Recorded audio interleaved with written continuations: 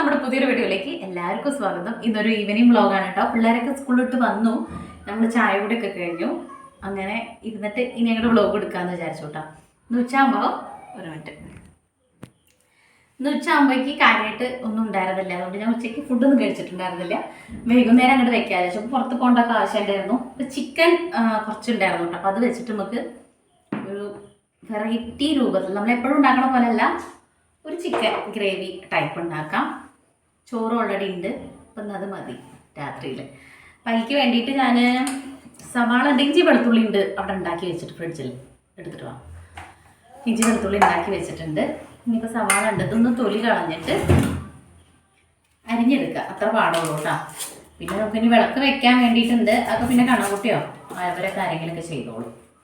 അപ്പോൾ ഇന്നിപ്പോൾ അപ്പോൾ കൂടെ നേരം വൈകിയൊരു ദിവസമാണ്, ഫുഡ് ആയിട്ടില്ല. ഒരു സവാള വാങ്ങിയിട്ട് പകുതി കേരളാം ഇതവസ്ഥ.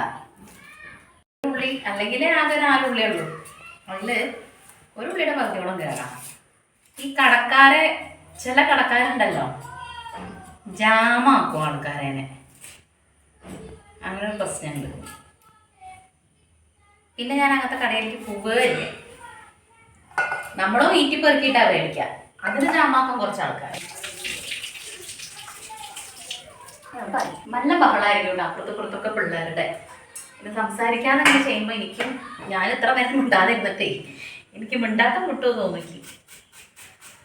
ഇത് കുനുകുനാ അരിഞ്ഞെടുക്കട്ടെ, എന്നിട്ട് കാണാം. ഇവിടെ ഒരു തക്കാളി, 2 പച്ചമുളക്, വേപ്പില നമ്മൾ എടുത്ത് വെച്ചിട്ടുണ്ട്, ഇഞ്ചി വെളുത്തുള്ളി ഞാനത് റെഡിയാക്കി വെച്ചിട്ടുണ്ട്. ഇതൊന്ന് ചതയ്ക്കാൻ വേണ്ടിയിട്ടുണ്ട് കേട്ടോ. അതൊരു ചതയ്ക്കട്ടെ, ഒരു പാത്രം എടുക്കട്ടെ. ഇത് വേഗം ചതച്ചെടുക്കേ. അരിയിലൊക്കെ കഴിഞ്ഞു കേട്ടോ. ഇനി നമുക്ക് അടുത്ത പരിപാടി ഒരു പാനിൽ വെച്ചിട്ട് കത്തിക്കണം. ഇതിലേക്ക് ഒരു 3-4 വറ്റൽമുളക്, ഒരു അരപ്പിടി മല്ലി, പിന്നെ വേണ്ടത് പട്ട, ഗ്രാമ്പു, ഏലക്ക, പെരുംജീരകം. ഇതെല്ലാം കൂടെ ഒന്ന് വറുത്തെടുക്കണം കേട്ടോ. ഇതിന് നല്ലോണം ഒന്ന് മൂത്തെടുക്കണം കേട്ടോ, കരിയാൻ വേണ്ടിയിട്ട് പാടില്ല. മല്ലി കരിഞ്ഞു കഴിഞ്ഞാൽ കറി കയ്പ്പ് ചോദിക്കും കേട്ടോ. പണ്ടൊക്കെ അല്ലേ അമ്മ ഇങ്ങനെ വറുത്തരച്ചിട്ടാണ് ചിക്കൻ കറിയൊക്കെ ഉണ്ടാക്കുക കേട്ടോ. അമ്മിയിലാണ് അന്നൊക്കെ അരയ്ക്കുക, മിക്സി ഒന്നുമില്ലല്ലോ. അപ്പോൾ അതുകൊണ്ട് മഞ്ഞളും വറ്റൽമുളകും മല്ലിയൊക്കെ വറുത്തിട്ടാണ് അരയ്ക്കുക കേട്ടോ. മഞ്ഞളിൻ്റെ കട്ട ഒന്നിങ്ങനെ അമ്മിക്കല്ലിലിട്ട് ചതച്ചിട്ട് ഇങ്ങനെ നൈസിൽ ഇങ്ങനെ അരച്ചെടുക്കണ കാണാൻ വേണ്ടിയിട്ടുണ്ടെങ്കിൽ നല്ല രസമാണ് കേട്ടോ. ഇപ്പോഴത്തെ മിക്സിയിൽ അരക്കണേക്കാട്ടിലും മഷി പോലെ അമ്മ അരച്ചെടുക്കായിരുന്നു നമ്മുടെ അമ്മിക്കല്ലിൽ. അപ്പോൾ നമ്മുടെ അരപ്പിനുള്ളതൊക്കെ വറുത്ത് മാറ്റി വെച്ചു. ഇതിനി കുറച്ച് സവാളയും കൂടെ മൂപ്പിച്ചെടുക്കുകയാണ്.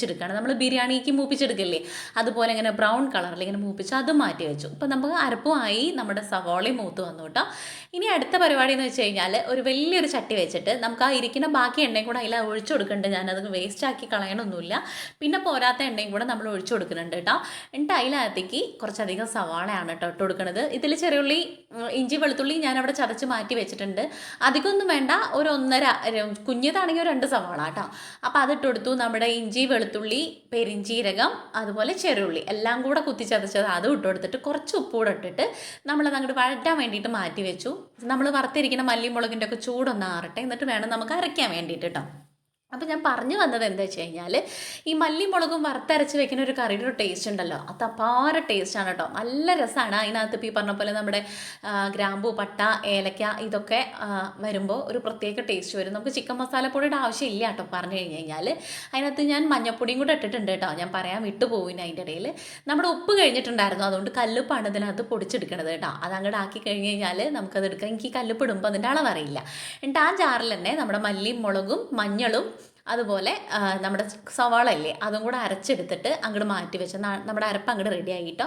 മൂപ്പിച്ച സവാള, അതുപോലെ നമ്മുടെ മല്ലിയും മുളകും കുറച്ച് മഞ്ഞൾപ്പൊടിയും ഗ്രാമ്പു, ഏലക്ക, പട്ട എല്ലാം കൂടെ അരച്ചിട്ട് അങ്ങോട്ട് മാറ്റി വെച്ചു. നമ്മുടെ സവാള വഴറ്റാൻ വെച്ചിരിക്കുന്ന സവാളയൊക്കെ അങ്ങോട്ട് മൂത്ത് വന്നപ്പോൾ അതിനകത്തേക്ക് 2 പച്ചമുളകും ഒരു ഉണ്ട തക്കാളി, നല്ല പഴുത്ത ഉണ്ട തക്കാളിയും കൂടെ ഇട്ട് കൊടുത്തു. ഇനി തക്കാളി ഒന്ന് വഴണ്ട് ഉടഞ്ഞ് വരണം കേട്ടോ. ആ സമയത്താണ് നമ്മുടെ അരപ്പ് ചേർത്ത് കൊടുക്കേണ്ടത്. അതുകൊണ്ടൊന്ന് അടച്ച് വെക്കണം. അടച്ച് വെച്ച് കഴിഞ്ഞാൽ പെട്ടെന്ന് അങ്ങോട്ട് തക്കാളി വെന്തോളൂ കേട്ടോ. ആ സമയം കൊണ്ട് തക്കാളി സമയം കൊണ്ട് 2-3-4 പാത്രങ്ങൾ ഉണ്ടായിരുന്നു, അത് കയ്യോടെ അങ്ങോട്ട് കഴുകി വയ്ക്കാം. ഇല്ലെങ്കിൽ ഇതിങ്ങനെ കൂടിക്കൂടി വന്നോളും. അപ്പോൾ അത് വേണ്ടാന്ന് വിചാരിച്ചിട്ട് കിട്ടുന്ന സമയത്ത് ഒന്നില്ലെങ്കിൽ ഇങ്ങനെയോ അവിടെ എവിടെയെങ്കിലും തുടയ്ക്കാനുണ്ടെങ്കിൽ അതോ അടിച്ചു വാരാണ്ടെങ്കിൽ അതോ അല്ലെങ്കിൽ എന്തെങ്കിലും ചെയ്യാണ്ടെങ്കിൽ അത് അങ്ങോട്ട് ഒതുക്കി വയ്ക്കും. പിന്നെ അത് കഴിഞ്ഞാൽ നമ്മൾ തന്നെ ചെയ്യണം. അപ്പോൾ ഉള്ള ഗ്യാപ്പിൽ അങ്ങോട്ട് ചെയ്ത് കഴിഞ്ഞാൽ അത്രയും ടൈം നമുക്ക് ഇങ്ങോട്ട് കിട്ടും. കിച്ചണിൽ നിന്ന് വേഗം നമുക്ക് ഇറങ്ങി ഓടാൻ വേണ്ടിയിട്ട് പറ്റും. അപ്പോൾ ഇതാ നമ്മുടെ ഉള്ളിയും തക്കാളിയും ഒക്കെ വെന്ത് റെഡി ആയാൽ ഈ അരപ്പ് അങ്ങോട്ട് ഒഴിച്ചു കൊടുക്കുക കേട്ടോ. ഇതിനകത്ത് നാളികേരം വറുത്തരച്ചാൽ വേറൊരു പ്രത്യേക ടേസ്റ്റാണ്, പക്ഷേ ഇത് അടിപൊളിയാണ് കേട്ടോ. അപ്പോൾ നമ്മൾ അരപ്പൊക്കെ അങ്ങോട്ട് ചേർത്ത് കൊടുത്തിട്ട് അരപ്പൊന്ന് വേവാൻ വേണ്ടിയിട്ട് ഒന്ന് ഇളക്കി ഒന്ന് മാറ്റിയിട്ട് ആ അരപ്പിൻ്റെ പച്ചമണം ഒന്ന് മാറി വരുമ്പോൾ നമ്മുടെ ചിക്കന് പെറുക്കി പെറുക്കി ഇട്ട് കൊടുക്കുക കേട്ടോ. അത്രയേ ഉള്ളൂ. എന്നിട്ട് ചിക്കൻ അതിലേക്ക് ഇട്ട് കൊടുത്തിട്ട് നല്ലോണം ഒന്ന് ഇളക്കി യോജിപ്പിച്ച് വെക്കണം.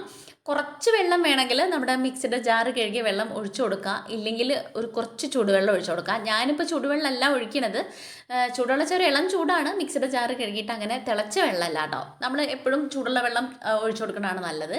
അപ്പോൾ അത് ഇത്രയും വെള്ളം ഞാൻ ഒഴിച്ചു കൊടുത്തിട്ടുള്ളൂ. എന്നിട്ട് എല്ലാം കൂടെ ഒന്ന് തട്ടിപ്പൊത്തി അടച്ച് വെച്ചിട്ട് അത് അങ്ങോട്ട് വേവാൻ വേണ്ടിയിട്ട് മാറ്റി വെച്ചു.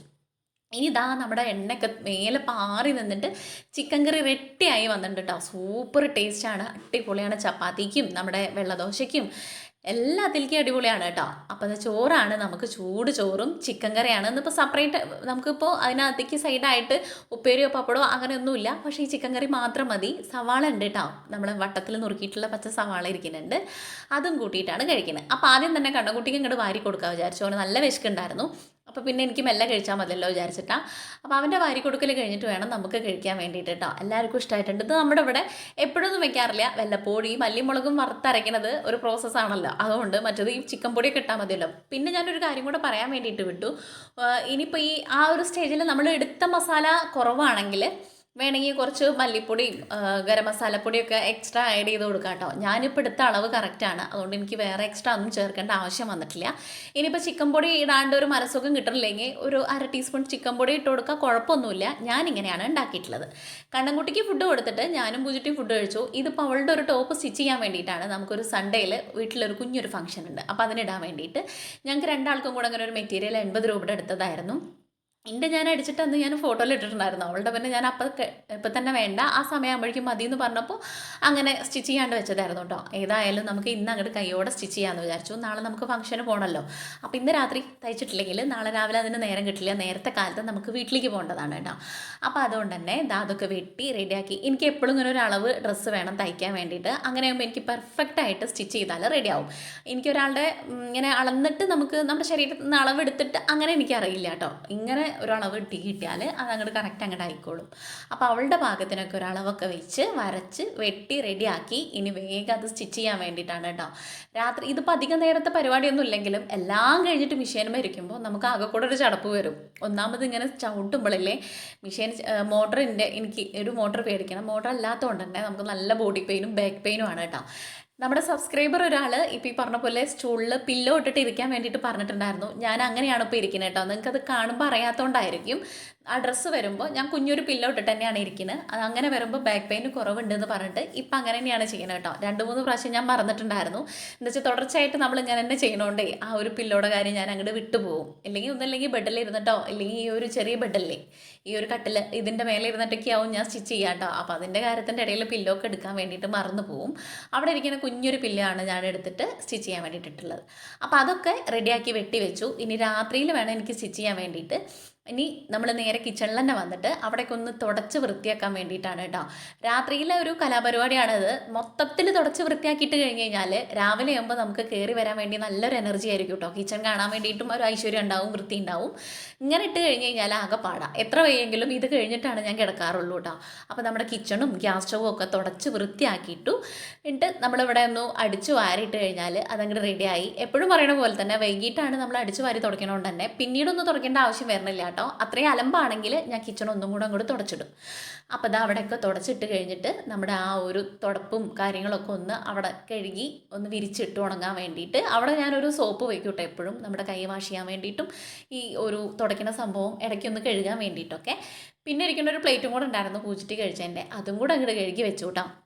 ഇനി നമുക്ക് ഇന്നിപ്പോൾ വലിയ കാര്യമായിട്ടുള്ള കാര്യം മാവ് അരച്ചിരിക്കണോണ്ട് തന്നെ മാവൊന്നും അരയ്ക്കാൻ വേണ്ടിയിട്ടില്ല കേട്ടോ. കണ്ണൻകുട്ടിയുടെ ഫുഡൊക്കെ കഴിക്കൽ കഴിഞ്ഞ് ആൾ ഉറങ്ങിയിട്ടുണ്ട്, പൂജിറ്റി ഉറങ്ങിയിട്ടില്ല. ഇതൊക്കെ കഴിഞ്ഞിട്ട് വേണം നമുക്ക് സ്റ്റിച്ച് ചെയ്യാൻ വേണ്ടിയിട്ട്. എനിക്കൊരു ടോപ്പ് സ്റ്റിച്ച് ചെയ്യാൻ വേണ്ടിയിട്ടുണ്ട്, പൂജിറ്റിക്കും ഉണ്ട് കേട്ടോ. ഈ സാരി വെട്ടിയിട്ട് ഇപ്പോൾ ടോപ്പ് തുന്നാന്നുള്ളത് എൻ്റെ ഒരു മെയിൻ ഹോബിയാണ്. എന്താ വെച്ചാൽ സാരി നമ്മൾ ഉടുക്കാറില്ല. കുറേ മുന്നത്തേക്ക് ഒരു 10 കൊല്ലം മുന്നത്തേക്ക് സാരിയാണ്. ഇപ്പോൾ ആരും അതങ്ങനെ പുറത്തേക്ക് ഉടുക്കുകയില്ല. അപ്പോൾ അതുകൊണ്ട് തന്നെ ഞാനതൊക്കെ വെട്ടിയിട്ട് ടോപ്പ് തുന്നാൻ വേണ്ടിയിട്ട് നിൽക്കും. അപ്പം പിന്നെ കുറച്ച് മടക്കി വെക്കാണ്ടായിരുന്നു. കിച്ചണൊക്കെ അടിച്ച് വാരി റെഡിയാക്കിയിട്ട് അത് അങ്ങോട്ട് മടക്കി കൈയോടെ വെച്ചു. ഇല്ലെങ്കിൽ നാളെ ഇതിനെക്കാട്ടിലും കൂടുതലായി പോകും കേട്ടോ. അപ്പം നമ്മുടെ കുഞ്ഞൊരു വ്ളോഗ് ഇത്രയേ ഉള്ളൂ. നിങ്ങൾക്ക് വീഡിയോ ഇഷ്ടമാണെങ്കിൽ ഒന്ന് സപ്പോർട്ട് ചെയ്യണം കേട്ടോ. അതുപോലെ ഒരുപാട് കൂട്ടുകാർ നമ്മുടെ വീഡിയോ കണ്ടിട്ട് സബ്സ്ക്രൈബ് ചെയ്യാത്ത വീഡിയോ കണ്ട് നിങ്ങൾ മാക്സിമം ഒന്ന് സപ്പോർട്ട് ചെയ്യണം. അപ്പം നാളത്തെ വീട്ടിൽ ഫംഗ്ഷൻ എന്ന് പറഞ്ഞു കഴിഞ്ഞാൽ അനിയൻ്റെ വൈഫ് പ്രസവിച്ചിട്ട് 90 അവരുടെ അവിടെയൊക്കെ 90 എന്താ പറയുക സെലിബ്രേറ്റ് എന്ന് വെച്ചാൽ നമ്മൾ 28 കഴിക്കുന്ന പോലെ 90 കേട്ടോ. അപ്പോൾ അതിന് പോകാൻ വേണ്ടിയിട്ടുണ്ട്. അതുകൊണ്ട് എല്ലാ ഒടുക്കിപ്പെറുക്കേക്കിലും കാര്യങ്ങളൊക്കെ തലേ ദിവസം ചെയ്തിട്ട് ഇനി പൂജയ്ക്ക് സ്റ്റിച്ച് ചെയ്യാൻ വേണ്ടിയിട്ട് നിൽക്കണം. അപ്പം ഇന്നത്തെ വീഡിയോ ഇത്രയേ ഉള്ളൂ. നാളെ നല്ലൊരു വീഡിയോ ആയിട്ട് കാണുന്നവരെല്ലാവർക്കും ടാറ്റ ബൈ, സീ യു.